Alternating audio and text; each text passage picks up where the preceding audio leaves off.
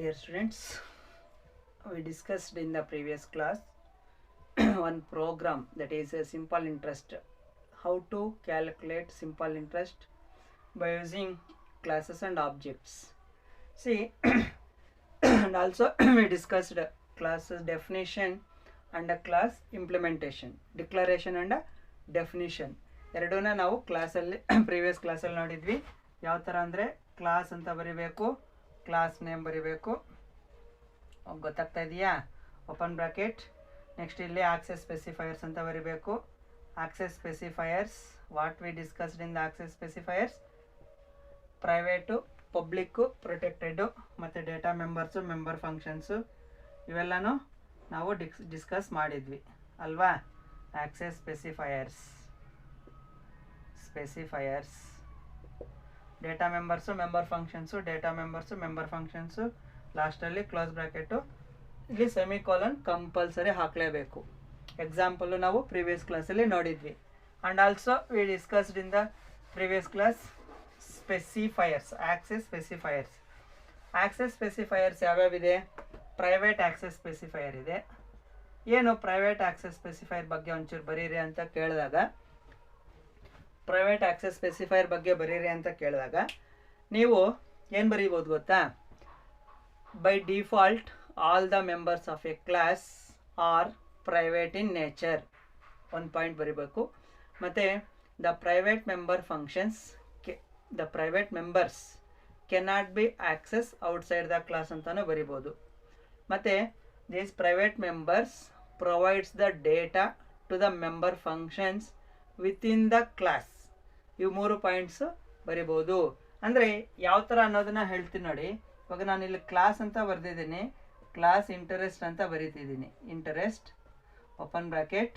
ಇಲ್ಲಿ ಪ್ರೈವೇಟ್ ಅಂತ ಬರೀದೇ ಇದ್ದರೂ ಸಹ ಡೈರೆಕ್ಟಾಗೆ ನಾನು ಇಂಟ್ PTRSI ಅಂತ ಬರೆದುಬಿಟ್ಟು ಪಬ್ಲಿಕ್ ಅಂತ ಬರೆದುಬಿಟ್ರೆ ಡೈರೆಕ್ಟಾಗಿ ಪಬ್ಲಿಕ್ ಅಂತ ಬರೆದುಬಿಟ್ಟು ಇಲ್ಲಿ ವಾಯ್ಡ್ ಅಂತ ಆ ಥರ ಬರೆದುಬಿಟ್ರೆ, ವಾಯ್ಡ್ ಗೆಟ್ ಡೇಟಾ ಅಂತ ಬರೆದ್ರೆ, ಇವಾಗ ನಾನು ಇಲ್ಲಿ ಪ್ರೈವೇಟ್ ಅನ್ನೋದನ್ನು ಯೂಸ್ ಮಾಡಿಲ್ಲ, ಪ್ರೈವೇಟ್ ಅನ್ನೋ ಒಂದು ಆಕ್ಸೆಸ್ ಸ್ಪೆಸಿಫೈರ್ ಯೂಸ್ ಮಾಡಿಲ್ಲ. ಬಟ್ ಪ್ರೈವೇಟ್ ಯೂಸ್ ಮಾಡದೇ ಇದ್ದರೂ ಸಹ ಇವೆಲ್ಲನೂ ಅಂಡರ್ ಪ್ರೈವೇಟ್ ಸೆಕ್ಷನ್ ಅಂತ ಅರ್ಥ. By default understood. ಅದು ನಾವು ಪ್ರೈವೇಟ್ ಅಂತ ಬರೀಲೇಬೇಕಂತೇನಿಲ್ಲ, ಬರೀದೇ ಇದ್ದರೂ ಸಹ ಇವೆಲ್ಲನೂ ಪ್ರೈವೇಟ್ ಕೆಳಗಡೆ ಇದೆ ಅಂತ ಅರ್ಥ. ಗೊತ್ತಾಗ್ತಾ ಇದೆಯಾ? ಮತ್ತು ಇವುಗಳಿಗೆ ಇಲ್ಲಿಂದ ಈ ವ್ಯಾಲ್ಯೂಸ್ ನಾವು ಕೊಡ್ತೀವಲ್ವಾ, ಆ ವ್ಯಾಲ್ಯೂಸು ಇಲ್ಲಿಗೆ ಸಪೋರ್ಟ್ ಮಾಡುತ್ತೆ, ಅಂದರೆ ಕಳಿಸುತ್ತೆ. ಗೊತ್ತಾಗ್ತಾ ಇದೆಯಾ? ಕ್ಯಾಲ್ಕುಲೇಷನ್ಸ್ಗೆ ನಾವು ಪ್ರೀವಿಯಸ್ ಕ್ಲಾಸಲ್ಲೇ ಒಂದು ಪ್ರೋಗ್ರಾಮ್ ನೋಡಿದ್ವಲ್ವ, ಆ ಪ್ರೋಗ್ರಾಮ್ನ ಚೆನ್ನಾಗಿ ಪ್ರಾಕ್ಟೀಸ್ ಮಾಡಿರಿ. ನೆಕ್ಸ್ಟ್ ಅದೇ ಥರನೇ ನಿಮಗೆ ಇವತ್ತು ಇನ್ನೊಂದು ಹೋಮ್ವರ್ಕ್ ಪ್ರಾಬ್ಲಮ್ ಕೊಡ್ತೀನಿ.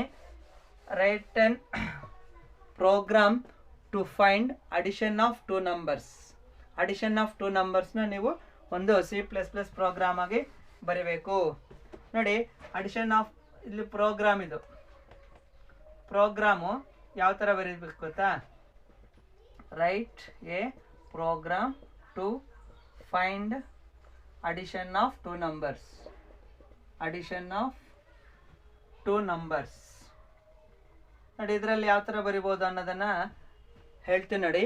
ಇವಾಗ ನಾವು ಕ್ಲಾಸ್ ಅಂತ ಬರಿತೀವಿ, ಕ್ಲಾಸ್ ನೇಮ್ ಬರಿಬೇಕು, ಓಪನ್ ಬ್ರಾಕೆಟ್. ಇಂಟ್ ಅಂತ ತಗೊಳ್ತೀನಿ. ಕ್ವಶನಲ್ಲಿ ಏನಿದೆ, 2 ನಂಬರ್ಸ್ನ ಆ್ಯಡ್ ಮಾಡಬೇಕು ಅಂತ ಎ ಬರಿತೀವಿ, ಬಿ ಬರಿತೀವಿ, 2 ನಂಬರ್ಸ್ನ ಆ್ಯಡ್ ಮಾಡಿ ಸಮ್ಮಲ್ಲಿ ಇಟ್ಕೊಂಡ್ಬಿಡ್ತೀವಿ. ನೆಕ್ಸ್ಟು ಪಬ್ಲಿಕ್ ಅಂತ ಬರಿಬೇಕು, ಓಪನ್ ಬ್ರಾಕೆಟ್ ಕ್ಲೋಸ್, ಇದು ಕಾಲನ್ ಇಡಬೇಕು. ನೆಕ್ಸ್ಟ್ ವಾಯ್ಡ್ ಗೆಟ್ ಡೇಟಾ ಅಂತ ಬರಿಬೇಕು. ನಾನು ಸುಮ್ಮನೆ ಕೊಡ್ತಾ ಇದ್ದೀನಿ, ಓಕೆನಾ? Open bracket. ಇಲ್ಲಿ ಸಿ ಔಟ್ ಬರಿಬೇಕು. ಏನದು? ಎಂಟರ್ 2 ನಂಬರ್ಸ್ ಅಂತ, ಎಂಟರ್ 2 ನಂಬರ್ಸ್. ನೆಕ್ಸ್ಟ್ ಸಿ ಇನ್ ಅಂತ ಬರಿಬೇಕು. ಯಾವ ನಂಬರ್ಸ್ನ ನಾವು ತಗೊಳ್ತಾ ಇದ್ದೀವೋ ಅವೆರಡನ್ನ ಸ್ಟೋರ್ ಮಾಡ್ಕೊಬೇಕು. ಆಯಿತಾ? ಬರೀ ಇದು ಗೆಟ್ ಡೇಟ್ ಆಯಿತು. ನೆಕ್ಸ್ಟು ವಾಯ್ಡ್ ಯಾವುದು? ಕ್ಯಾಲ್ಕುಲೇಟ್. ಏನಂದರೆ ಕ್ಯಾಲ್ಕುಲೇಟ್ ಮಾಡಬೇಕಲ್ವಾ? Open bracket. ಏನಂತ ಕ್ಯಾಲ್ಕುಲೇಟ್ ಮಾಡೋದು? Sum is equals to A + B ಅಲ್ವಾ? Close, open bracket, close bracket ಆಯಿತು. ನೆಕ್ಸ್ಟ್ ವಾಯ್ಡು ಡಿಸ್ಪ್ಲೇ ಮಾಡಬೇಕು. ವಾಯ್ಡು ಡಿಸ್ಪ್ಲೇ ಮಾಡಬೇಕು. ಏನಂತ? C out. ಏನು? ಅಡಿಷನ್ ಇಲ್ಲ, ಅಡಿಷನ್ ಅಂತಲೇ ಬರೀರಿ. Addition is equals to addition is equals to ಯಾವುದ್ರಲ್ಲಿ ನಾವು ಸ್ಟೋರ್ ಮಾಡಿರೋದು ಸಮ್ ಅಲ್ವಾ, SUM ಅಂತ ಸಮ್ ಅಂತ ಸ್ಟೋರ್ ಮಾಡಬೇಕು. ಇದಿಲ್ಲಿ ಇದಾಯಿತು, ಇದಕ್ಕಾಯಿತು, ಇದಕ್ಕಾಯಿತು, ಇದನ್ನು ಕ್ಲೋಸ್ ಮಾಡಬೇಕು. ಇಲ್ಲಿ ಇನ್ನೊಂದನ್ನು ಕ್ಲೋಸ್ ಮಾಡಿ ಇದು ಕ್ಲಾಸ್ದು ಕ್ಲೋಸ್ ಮಾಡ್ತಾ ಇದ್ದೀನಿ. ಇನ್ನು ನೆಕ್ಸ್ಟು ಇಲ್ಲಿ ವಾಯ್ಡ್ ಮೈನ್ ಅಂತ ಬರಿಬೇಕು, ವಾಯ್ಡ್ ಮೇನ್ ಅಂತ ಬರಿಬೇಕು. ಇವಾಗ ಆಬ್ಜೆಕ್ಟ್ಸ್ನ ಕ್ರಿಯೇಟ್ ಮಾಡಬೇಕು. ಯಾವ ಥರ ಆಬ್ಜೆಕ್ಟ್ಸ್ ಕ್ರಿಯೇಟ್ ಮಾಡ್ತೀವಿ? ಆಬ್ಜೆಕ್ಟ್ಸ್ನ ಕ್ರಿಯೇಟ್ ಮಾಡಬೇಕಾದ್ರೆ ಇಲ್ಲಿ ಕ್ಲಾಸ್ ಅಂತ ತಗೊಂಡಿರ್ತೀವಿ ನೋಡ್ರಿ. ಕ್ಲಾಸ್ ನೇಮ್ ಏನು ತಗೊಂಡಿದ್ದೀವಿ ಇವಾಗ? ಅಡಿಷನ್ ಅಂತ ತಗೊಂಡಿದ್ದೀನಿ. ಆಬ್ಜೆಕ್ಟ್ಸ್ನ ಕ್ರಿಯೇಟ್ ಮಾಡೋದು ಮೇನ್ ಫಂಕ್ಷನಲ್ಲಿ. ಇಲ್ಲಿ ಫಸ್ಟ್ ನಾವು ಅಡಿಷನ್ ಅಂತ ಬರಿಬೇಕು. ಅಡಿಷನ್ ಅಂತ ಬರೆದುಬಿಟ್ಟು ಸ್ಪೇಸ್ ಕೊಟ್ಬಿಟ್ಟು ನಾವಿಲ್ಲಿ ಎ ಅಂತ ನಾನು ತಗೊಳ್ತೀನಿ, ಈಸಿಯಾಗಿ ಅರ್ಥ ಆಗಲಿ ಅಂತ. ಯಾಕಂದರೆ ಅಡಿಷನ್ಗೆ ಎ ಇದೆಯಲ್ವಾ, ಇಂಟ್ರೆಸ್ಟ್ಗೆ ಐ ತಗೊಂಡಿದ್ವಲ್ವ, ಆ ಥರ ಅಡಿಷನ್ಗೆ ಎ ಇದೆ. ಇನ್ನು ನೆಕ್ಸ್ಟು ಎ ಡಾಟ್ ಮೆಂಬರ್ ಫಂಕ್ಷನ್ಸ್ನ ಆಕ್ಸೆಸ್ ಮಾಡಬೇಕು. ಮೆಂಬರ್ ಫಂಕ್ಷನ್ಸ್ ಯಾವ್ಯಾವಿದೆ? ಗೆಟ್ ಡೇಟಾ ಅನ್ನೋದು member function. A dot get data ಏನಾಗುತ್ತೆ ಗೊತ್ತಾ? ಕಂಪೈಲರು ಫಸ್ಟ್ ಇಲ್ಲಿಗೆ ಬಂದು ಮೇನ್ ಫಂಕ್ಷನಿಂದ ಮತ್ತೆ ಎಕ್ಸಿಕ್ಯೂಟ್ ಮಾಡೋಕ್ಕೆ ಹೋಗೋದು. ಇಲ್ಲಿಗೆ ಬಂದು ಇಲ್ಲಿ ಫಸ್ಟ್ ಅಡಿಷನ್ ಅಂತ ನೋಡುತ್ತೆ, ಓ ಅಡಿಷನ್ ಎಲ್ಲಿದೆ ಅಂತ ಇಲ್ಲಿಗೆ ಬರುತ್ತೆ. ಇಲ್ಲಿಗೆ ಬಂದ ಮೇಲೆ ಓಕೆ ಅದರದ್ದು ಆಬ್ಜೆಕ್ಟ್ ಕ್ರಿಯೇಟ್ ಮಾಡಿದ್ದಾರೆ, ಎ ಡಾಟ್ ಗೆಟ್ ಡೇಟಾ. ನೋಡಿ ನಮ್ಗೆ ಇದರಲ್ಲಿ ಒಂಚೂರು ತಿಳ್ಕೊಬೇಕು ನಾವು. ಹೌ ಕ್ಯಾನ್ ವಿ ಆಕ್ಸೆಸ್, ಇಲ್ಲಿ ಆಕ್ಸೆಸ್ ಅನ್ನೋ ಒಂದು ವರ್ಡ್ ಬರುತ್ತೆ. How can we access member functions of a class ಅಂತ ಕೇಳಿದಾಗ using object name dot operator member function name ಅಂತ ಬರೀಬೇಕು. ಇದು ಆಕ್ಸೆಸ್ ಅಂದರೆ.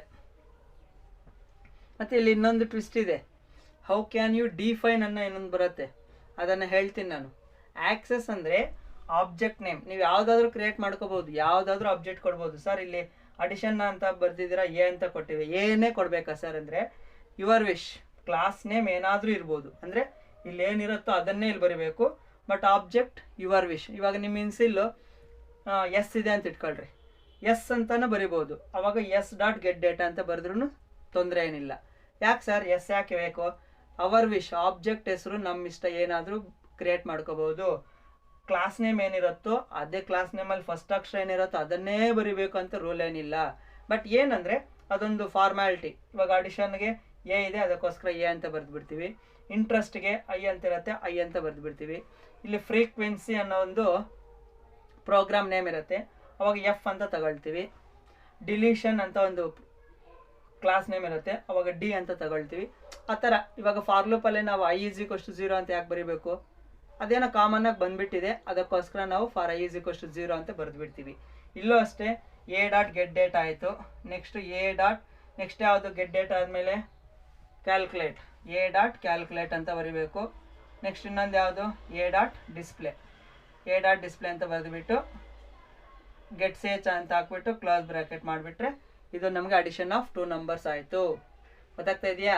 ನೋಡೋಣ, ನೀವು ಅಡಿಷನ್ ಆಫ್ 2 ನಂಬರ್ಸ್ ಅಲ್ಲ, ಅಡಿಷನ್ ಆಫ್ 3 ನಂಬರ್ಸ್ ಬರೀರಿ. ನೋಡೋಣ, ಏನಿಲ್ಲ, ಸ್ಮಾಲ್ ಚೇಂಜಸ್ ಅಷ್ಟೇ. ನೋಡೋಣ, ನೀವೇ ಪ್ರಾಕ್ಟೀಸ್ ಮಾಡಿ. You can send to me addition of 2 numbers program ಒಂದು ಬರೀರಿ. Write your own. ಯಾವ ಥರ ಅಂದರೆ ಒಂದು ವೇರಿಯೇಬಲ್ ಮಾತ್ರ ಎಕ್ಸ್ಟ್ರಾ ತಗೊಳ್ಳೋದಷ್ಟೇ, ಮಿಕ್ಕಿದ್ದೆಲ್ಲ ಸೇಮ್ ಇದೇ ಥರನೇ ಇರುತ್ತೆ. ಪ್ರಾಕ್ಟೀಸ್ ಮಾಡಿ. ಗೊತ್ತಾಗ್ತಾ ಇದೆಯಾ? ಓಕೆ, ನೋಡಿ ಇದು ಪ್ರಾಬ್ಲಮ್ಮು. ಈ ಪ್ರಾಬ್ಲಮ್ ಯಾವ ಥರ ಬರೀಬೇಕು? ಇದು ಇನ್ಸೈಡ್ ದ ಕ್ಲಾಸ್ ಡೆಫಿನೇಷನ್ ಅಂತ ಒಂದು ಬರುತ್ತೆ. ಇವಾಗ ನೋಡಿ, ಇಲ್ಲಿಂದ ಇಲ್ಲಿವರೆಗೂ ಅಲ್ವಾ ಕ್ಲಾಸು, ಅಂದರೆ ಅಲ್ಲೇ ಡಿಫೈನು ಮಾಡಿದ್ದೀನಿ, ಅಂದರೆ ಅಲ್ಲೇ ಡಿಕ್ಲೇರು ಮಾಡಿದ್ದೀನಿ, ಅದಕ್ಕೆ ಬೇಕಾಗಿರೋದನ್ನು ಅಲ್ಲೇ ಕೊಟ್ಬಿಟ್ಟಿದ್ದೀನಿ. ಬಟ್ ನಮಗೆ 2 ಥರ ಇರುತ್ತೆ. Member functions define inside the class and outside the class ಅಂತ ಬರುತ್ತೆ. ಇವಾಗ ನಾನು ಬರೆದಿರೋದು ಇನ್ಸೈಡ್ ದ ಕ್ಲಾಸ್. ನೋಡಿ, ಇಲ್ಲಿಂದ ಇಲ್ಲಿವರೆಗೂ ಇದೆ ಕ್ಲಾಸು, ಅಲ್ಲೇ ಇನ್ಸೈಡ್ ದ ಕ್ಲಾಸ್ ಇದೆ. ಗೊತ್ತಾಗ್ತಾ ಇದೆಯಾ? ಬಟ್ ನಮ್ಮ ಪ್ರೋಗ್ರಾಮ್ಸು ಮ್ಯಾನ್ಯುಯಲ್ ಬುಕ್ಕಲ್ಲಿ ನೋಡಿ, first program outside the class ಮೆಥಡಲ್ಲಿದೆ. ಯಾಕಂದರೆ ಮೆಂಬರ್ ಫಂಕ್ಷನ್ಸು ಒಂದು ಕಡೆ ಡಿಕ್ಲೇರ್ ಮಾಡಿಬಿಡ್ತೀವಿ. ಅವುಗಳನ್ನ ಡೆಫಿನೇಷನ್ ಅಂದರೆ ಅವುಗಳಿಗೆ ಬೇಕಾಗಿರೋವಂಥ ಸ್ಟೇಟ್ಮೆಂಟ್ಸ್ ಆಗಿರ್ಬೋದು, ಫಾರ್ಮುಲಾಸ್ ಆಗಿರ್ಬೋದು, ಅವೆಲ್ಲ ಔಟ್ಸೈಡ್ ದ ಕ್ಲಾಸ್ನ ನಾವು ಡಿಫೈನ್ ಮಾಡ್ತೀವಿ. ಅದನ್ನು ನಾವು the member functions define outside the class ಅಂತ ಕರಿತೀವಿ. ಅದು ನಿಮ್ಗೆ ಇನ್ನೂ ಕ್ಲಿಯರಾಗಿ ನೀವು ಪ್ರಾಕ್ಟಿಕಲ್ ಪ್ರೋಗ್ರಾಮ್ ಒಂದು ಟೈಪ್ ಮಾಡಿದ್ರೆ ಸಿಸ್ಟಮಲ್ಲಿ ಈಸಿಯಾಗಿ ಗೊತ್ತಾಗುತ್ತೆ ಯಾವ ಥರ ಯೂಸ್ ಮಾಡಬೇಕು, ಅದರ ಸಿಂಟ್ಯಾಕ್ಸ್ ಏನು ಅನ್ನೋದು. ನೋಡಿ ಇವಾಗ ಇಲ್ಲಿ ನಿಮಗೆ ನಾನು ಹೇಳ್ದಂಗೆ ಪ್ರೈವೇಟ್ ಆಕ್ಸೆಸ್ ಸ್ಪೆಸಿಫೈರು ಮತ್ತು ಪಬ್ಲಿಕ್ ಆಕ್ಸೆಸ್ ಸ್ಪೆಸಿಫೈರ್ ಡಿಫ್ರೆನ್ಸು. ಆವಾಗಲೇ ಹೇಳಿದ್ನಲ್ಲ, private all the members are private in nature, private members cannot be access outside the class, ಮತ್ತು private members provides the data to the member functions of its class. ಆ ಕ್ಲಾಸಲ್ಲಿರೋ member functions ಮಾತ್ರನೇ ಡೇಟಾನ ಕೊಡೋದು, ಬೇರೆ ಕ್ಲಾಸ್ಗೆ ಅದು ಕಳ್ಸೋಕ್ಕಾಗಲ್ಲ.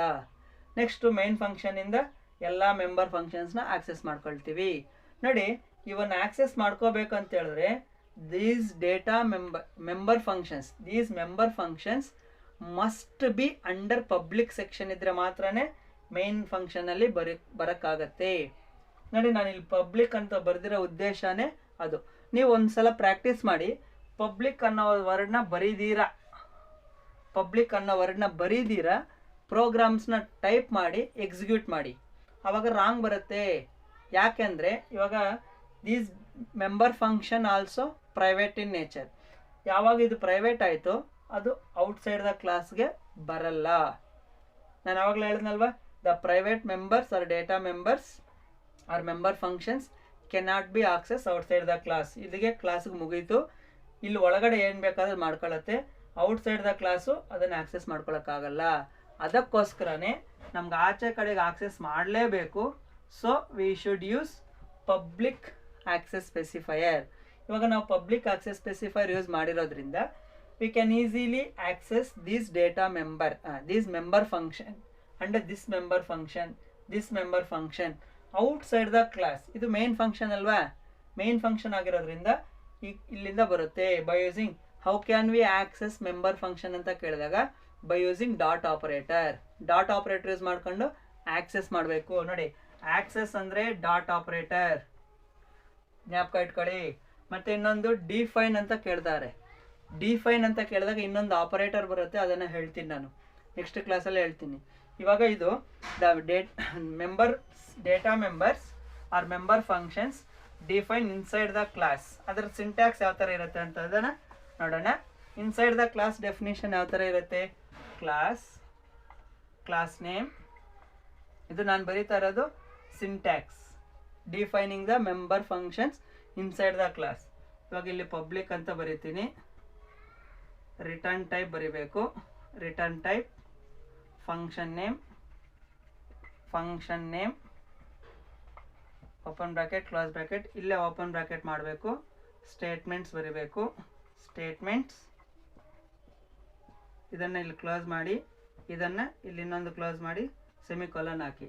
This is of syntax for defining the member function inside the class. ನೋಡಿ ಇಲ್ಲೇ ಡಿಫೈನ್ ಮಾಡಿದ್ದೀವಿ. ಇಲ್ಲಿ ನೀವು ಪಬ್ಲಿಕ್ ಆದರೂ ಬರೀಬೇಕು, ಇಲ್ಲ ಆಕ್ಸೆಸ್ ಸ್ಪೆಸಿಫೈರ್ ಅಂತ ಬರೆದ್ರೂ ತೊಂದರೆ ಏನಿಲ್ಲ. ಪಬ್ಲಿಕ್ಕೇ ಇರಬೇಕಂತ ರೂಲ್ ಏನಿಲ್ಲ, ಆಕ್ಸೆಸ್ ಸ್ಪೆಸಿಫೈರ್ ಇದೆಲ್ಲನೂ ಸಿಂಟ್ಯಾಕ್ಸ್. ಇಲ್ಲಿ ನೀವು ಬರೀಬೇಕಾಗಿರೋದು class is A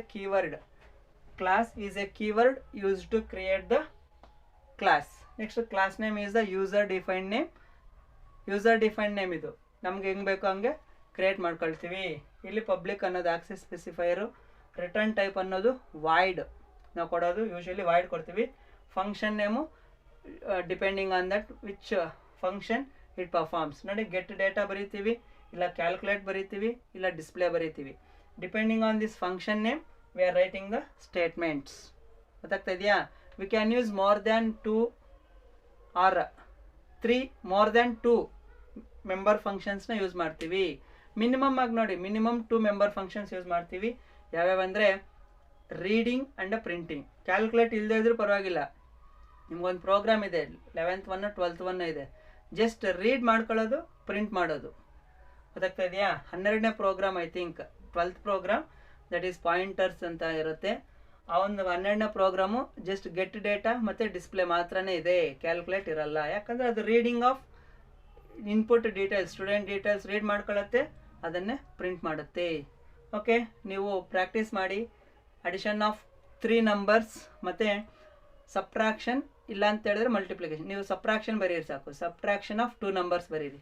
subtraction of 2 numbers ಪ್ರೋಗ್ರಾಮ್ನ ಬರೆದುಬಿಟ್ಟು ನನಗೆ ಕಳಿಸಿ, ನೋಡೋಣ ಯಾವ ಥರ ನೀವು ಬರೆದಿದ್ದೀರಾ, ರೈಟ್ ಆರ್ ರಾಂಗ್ ಚೆಕ್ ಮಾಡೋಣ. ಓಕೆ, ನೆಕ್ಸ್ಟ್ ಕ್ಲಾಸಲ್ಲಿ ಇನ್ನೊಂದು ಟಾಪಿಕ್ಸ್ನ ನೋಡೋಣ. Thank you.